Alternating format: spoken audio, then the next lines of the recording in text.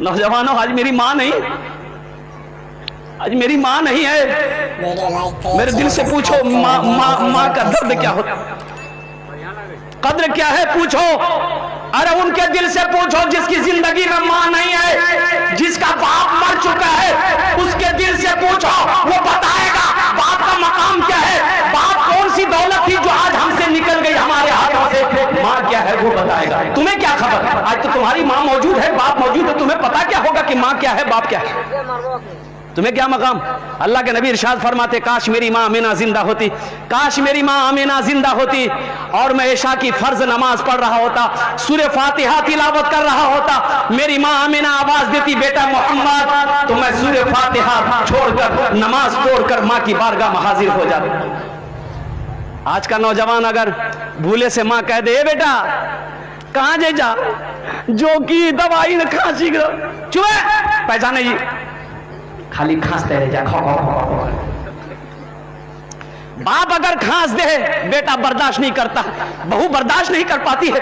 कुर्बान जाओ, कभी तुम्हारे पखाने को साफ करने वाली वो तेरी अजीम माँ है, कभी तुम्हारी गंदगियों को साफ करने वाली वो तेरी माँ अजीम माँ है। और कुर्बान जाओ, उंगली पकड़ के चलाने वाला ये तुम्हारा बूढ़ा बाप है। और कुर्बान जाओ, ओहो मैं तुम्हें क्या बताऊं बच्चों, मेरे नौजवानों, एक बात याद रखना, नमाज पढ़ लेने का नाम सिर्फ दीन नहीं है, रोजा रख लेने का नाम सिर्फ दीन नहीं है, हज कर लेने का नाम सिर्फ दीन नहीं है, अल्लाह अकबर कबीरा ये दीन नहीं है। दीन सिर्फ रोजा नमाज हज का नाम नहीं है, दीन ये है या अय्युहल्लज़ीना आमनू दुखुलू फिस्सिल्म काफ़ा।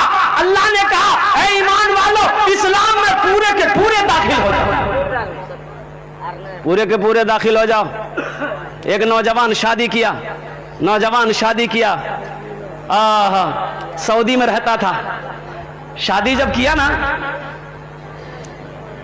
तो बीवी को साथ ले जाना चाहता था, तो उसकी माँ को पता चल गया कि ये बहू को साथ लेकर जाएगा, तो माँ ने बेटे को बिठा के बोले, बेटा ते सऊदिया चलो जी, तो बहू को नहीं ला दिया, बेटा बहू को ले जाना मत, बहू चली जाएगी तो खाना बना के हम लोगों को कौन खिलाएगा, तेरे बाप को कौन खिलाएगा, मेरी कोई दूसरी औलाद थोड़े है, तुम ही तो इकलौता बेटा हो।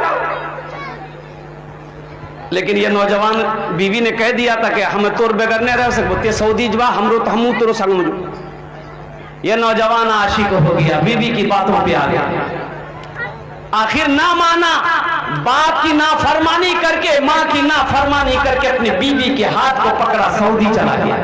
बूढ़ा माँ, बूढ़ी माँ बूढ़ा बाप को छोड़कर चला गया। जानते हो नौजवानों, 14 साल का अरसा गुजर गया।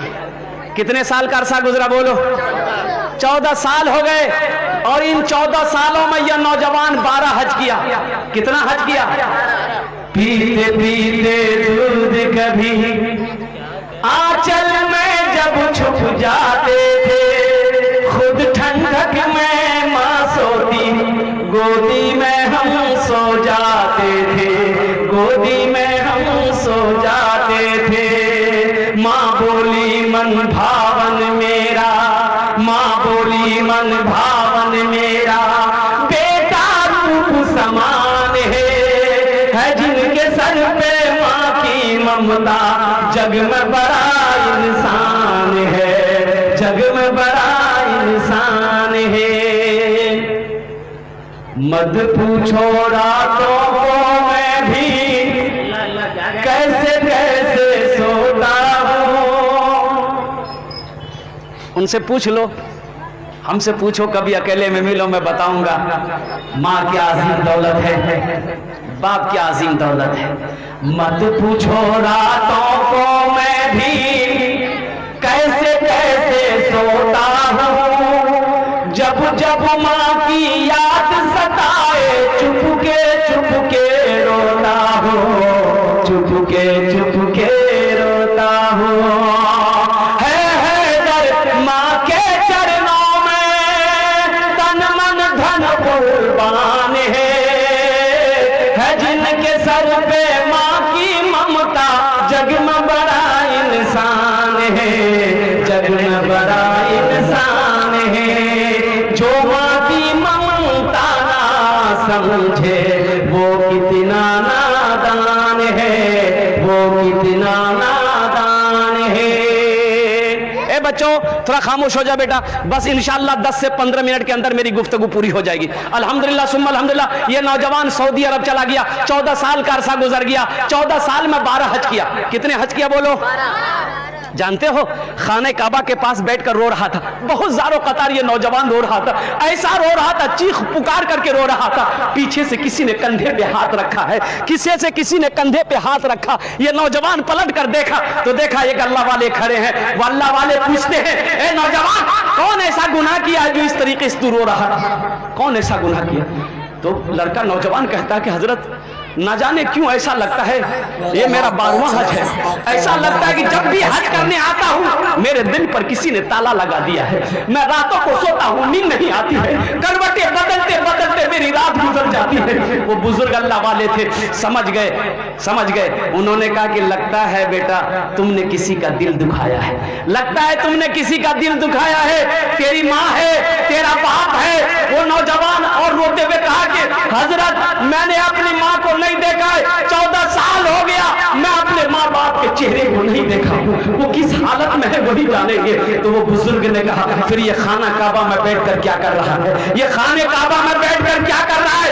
उठो, जाओ, अपने घर जाओ, अपने रूठे हुए माँ बाप को मना लो, अल्लाह तेरे दिल के ताले को खोल देगा। सुभान अल्लाह बोले तो माशाअल्लाह। ए नौजवानों सुनो, ये नौजवान टिकट बनाया हिंदुस्तान का। ये नौजवान ये सच्चा वाकया मैं आपको सुना रहा हूँ। मौलाना सलमान मंसूर पुरी देवबंद अल्लाह मद्दसिल्लहुल आली उड़ीसा में जलसा था, अल्लाह अकबर कबीरा। आपने फरमाया था, सुनो, मेरठ का नौजवान हिंदुस्तान की फ्लाइट पकड़ा, हिंदुस्तान उतरा, दिल्ली उतरा, वहां से बस पकड़ा। जैसे ही अपना गांव आया तो देखा गांव का नक्शा बदल गया है, सारी बिल्डिंगें हैं, पक्का का मकान है, फूस का कोई एक को मकान नहीं। अब ये सोचने लगा कि मेरा मकान तो फूस का था, किस जगह है? ये तो पक्का उठ गया है। ये बूढ़े मियाँ बस्ती से बाहर ना घास काट रहे थे। ये नौजवान सोचा इसी से पूछ लेते हैं, अपना अब्बा का नाम लेंगे, ये नाम घर बता देगा तो हम अपना घर चले जाएंगे, अपने घर चले जाएंगे। तो ये बूढ़े मियाँ से जाकर पूछा, सलाम किया, जाकर पूछा कि चचा, ये अपना बाप का नाम लिया कि अब्दुल्ला साहब का घर कौन सा है? तो बूढ़े मियाँ नीचे से ऊपर तक इस नौजवान को देखा, कहा कि बेटा अब्दुल्ला मियाँ वो तो बेचारे इंतकाल कर गए, 6 साल हो गया उसका इंतकाल कर। एक बेटा था, अपने बाप को छोड़कर चला गया, बेचारा बेसहारा हो गया, बेटे के गम में रोते रोते वो बेचारा इंतकाल कर गया। ये नौजवान की आंखों से आंसू जारी हो गया। तो बूढ़े मियाँ ने पूछा कि अब्दुल्ला साहब से तुम्हारा क्या ताल्लुक है? कौन लगेगा वो? बोला वो तो बाद में बताऊंगा, पहले ये बताओ उसकी बीवी का क्या हुआ? बोले बेटा उसकी बीवी बेचारी बेवा हो गई, दूसरे के घर में काम करके खाती थी। अब तो सुनने में आया कि उसे फालिज मार दिया, लकवा मार दिया है, बेचारी की आंखों की रोशनी भी चली गई है। ये चारपाई में पड़ी रहती है, बस यही दुआ करती है कि अल्लाह उस वक्त तक मेरी मौत ना हो जब तक मैं अपने बेटे के चेहरे को ना देखूं। ना जाने वो कौन कम वक्त बेटा है जो आज तक अपनी माँ को पलट कर नहीं देखा, बाप को पलट कर ना देखा, बाप इस दुनिया से चला गया, उसकी माँ जिंदा है। ये नौजवान ज़ारो क़तार रोने लगा। और कुर्बान जो बूढ़े मियाँ ने पूछा क्या ताल्लुक है तुम्हारा उनसे? दो नौजवान कहने लगा वो बदनसीब बेटा कोई और नहीं चचा, मैं ही हूँ। बोला जा दौड़ के जा, तेरी माँ जिंदा है, शायद अपनी माँ को मना ले, अल्लाह तेरे गुनाहों को माफ फरमा देगा। ये नौजवान अपने आंगन गया है, उसकी माँ चारपाई पे लेटी है। माँ ने आहट को सुनी, माँ आहट को सुनी है तो माँ कहती है कि कौन है मेरे आंगन में? ये लड़का लरसते कांपते हुए आवाजों से कहता है कि माँ तेरा गुनहगार बेटा आया है, तेरा गुनहगार बेटा आया है। माँ कहती है कि बेटा मेरे करीब आ जा, मेरे पाँव में उतनी ताकत नहीं कि जो मैं खड़ा हो सकूं। बेटा मेरी आंखें तो नहीं है जो तुझे देख सके, लेकिन बेटा मेरे करीब आ जा, मेरे सीने से लग जा ताकि मेरे गले को ठंडक मिल जाए। ये होती है माँ, ये होती है माँ मेरे बच्चों। दुनिया जिसको माँ कह दी है, जात बड़ी बाबरकत है, माँ ऐसी हंसती है जिसके कदम के नीचे जन्नत है, कदम के नीचे जन्नत है। माँ ने अपने खून जिगर से दुनिया को